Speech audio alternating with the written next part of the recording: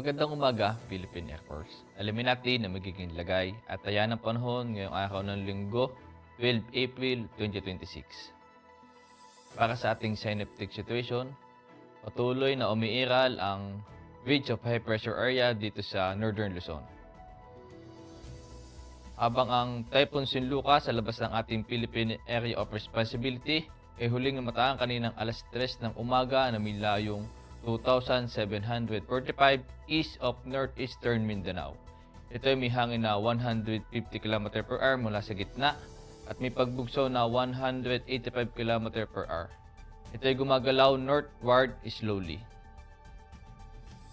At para naman sa ating general area forecast, sa Luzon, gayon na din sa Metro Manila, Visayas, at Mindanao, ay makakaranas ng bahagyang maulap hanggang sa maulap na kalangitan na may pulo-pulong pag-ulan, pagkulog, at pagkidlat.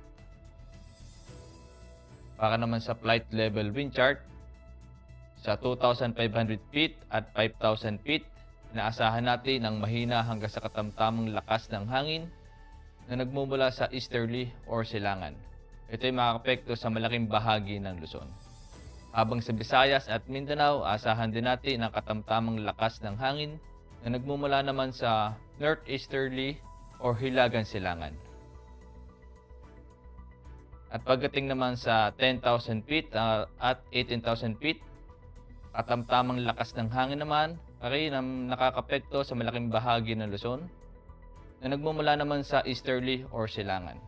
Habang sa Visayas at Mindanao naman, ay hangin na nagmumula sa northeasterly to east or hilagang silangan-silangan. Para naman sa impact to flight operation, sa Metro Manila at the rest of the country, ang main hazard naman ay subsiding air mass resulting in stable condition air weather. Para naman sa impact to rotary, generally favorable condition, good visibility and light winds. Ideal for low-level operation. Para naman sa fixed wing, expect generally smooth condition, isolated light turbulence possible due to afternoon convection. Ang araw ay sisikat mamayang 05:45 at lulubog mamayang 18:10. Para naman sa moon illumination, meron tayong 28% decreasing. At para manatiling updated sa lagay at taya ng panahon, i-follow lamang ang Air Force Weather Center sa aming mga official social media accounts. Sa ngalan ng aming commanding officer na si Colonel Alvin John Pugodor, PAP GAC, ako si A2C Ever C. Amazona, your weather broadcaster ng Air Force Weather Center. Muli, magandang umaga, Philippine Air Force.